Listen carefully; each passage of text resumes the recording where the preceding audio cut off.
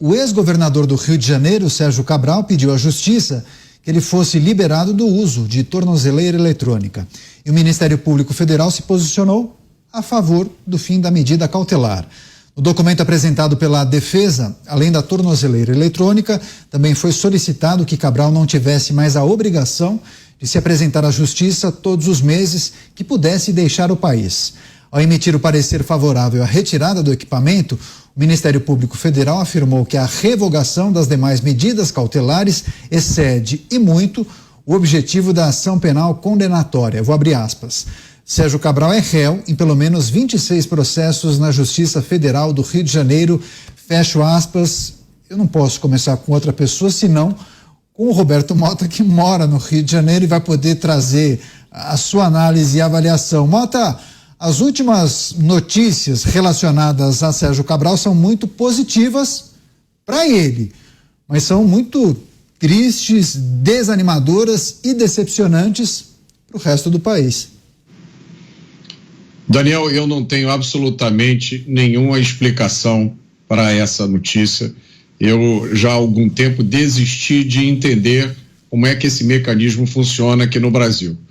O que eu posso, eu estou aqui, você estava lendo a notícia, eu estava imaginando como é que eu explico isso para uma criança. Como é que a gente explica as coisas que estão acontecendo hoje no Brasil para as crianças? Como é que a gente mantém viva nas pessoas, nos trabalhadores, nas pessoas que estão nos assistindo agora, a esperança de que lei, de que justiça sejam mais do que palavras ao vento?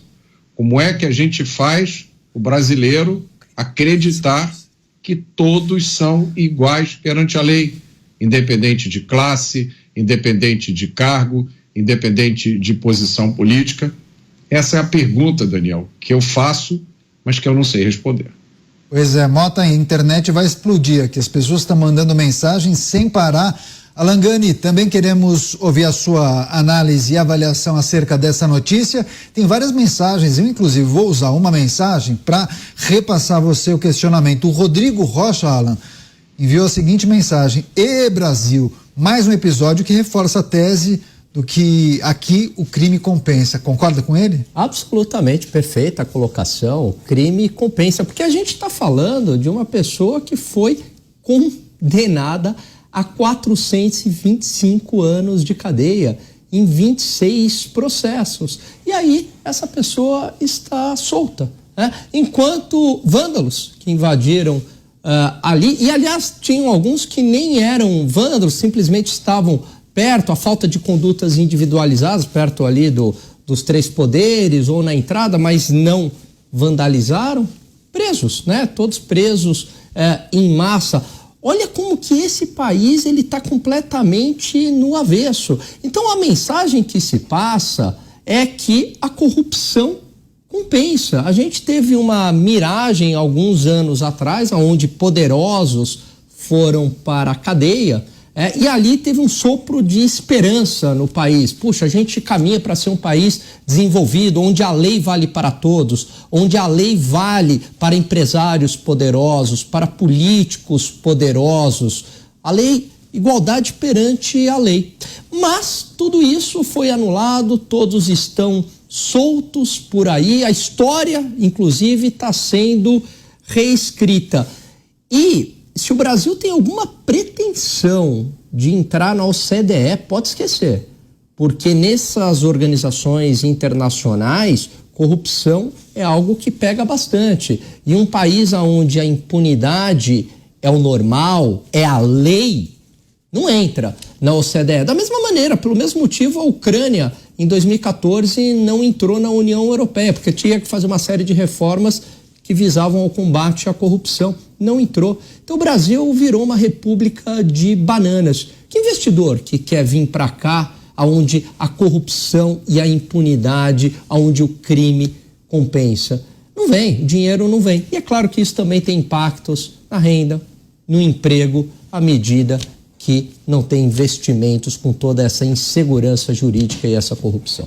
Pois é, Cristiano Beraldo, também queremos ouvi-lo. Inclusive, eu consegui resgatar aqui que Sérgio Cabral foi preso em 2016 pela Lava Jato e no total ele cumpriu 2.219 dias de prisão, o equivalente a 6 anos e 22 dias no sistema prisional no estado fluminense. Beraldo, dá para conectar, inclusive, essa notícia com a anterior, né? Porque foram crimes gravíssimos de corrupção, mas ele acabou ficando um tempo relativamente baixo, se nós compararmos com o volume de condenações. O Alan, inclusive, trouxe a informação, mais de 400 anos? 425 anos. Claro que jamais poderia cumprir essa monta, impossível, né? Mas, de qualquer forma, 6 anos preso, Beraldo. Muitos, inclusive, escrevendo isso no nosso chat. O crime no Brasil compensa. Compensa, porque o problema, na verdade, não é a tornozeleira, né? O problema é cumprir a pena a qual você foi condenado.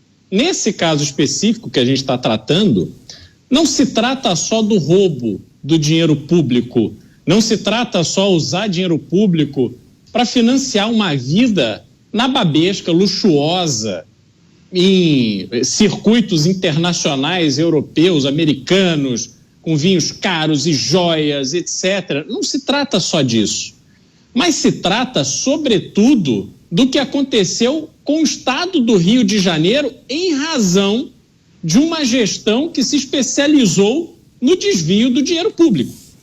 Porque o Rio de Janeiro, naquele momento, vivia a sua melhor chance de se desenvolver, a sua melhor chance de criar um horizonte de desenvolvimento, talvez até de criar riqueza o suficiente, oportunidades o suficiente para acabar com a dinâmica do crime organizado que domina o estado do Rio de Janeiro. Essa é a realidade. Ali, quando o Sérgio Cabral fez a gestão do governo do estado da forma que fez, ele jogou no lixo aquele momento em que havia Olimpíadas, havia Copa do Mundo, havia muito investimento estrangeiro, havia um clima positivo. Eu ia ao Rio de Janeiro nessa época, as pessoas praticamente proibiam de falar mal do Rio, estava todo mundo empolgado. E a cidade do Rio de Janeiro, o estado do Rio de Janeiro ia se desenvolver, ia virar uma referência para o mundo. E aí, um belo dia, as pessoas acordaram. Aquilo tudo era simplesmente um castelo de cartas e alguém chutou a base e o castelo caiu. Este preço a população do Rio de Janeiro paga a cada dia até hoje. E isso precisa ter consequência. E aí, quando a gente vê essas pessoas que usaram o dinheiro não só para se beneficiar, mas também o dinheiro roubado, o dinheiro desviado, o dinheiro de propina para financiar campanhas eleitorais, concorrendo de forma desleal, incompatível com o processo democrático, quando a gente vê isso, a gente sabe que essas pessoas precisam elas serem o exemplo e muitas tinham que estar até hoje na cadeia. Só que isso não está acontecendo e aí o brasileiro é atingido frontalmente por esse espírito de derrota, de que o crime, de fato, compensa no Brasil e a gente, a população, é que se dane.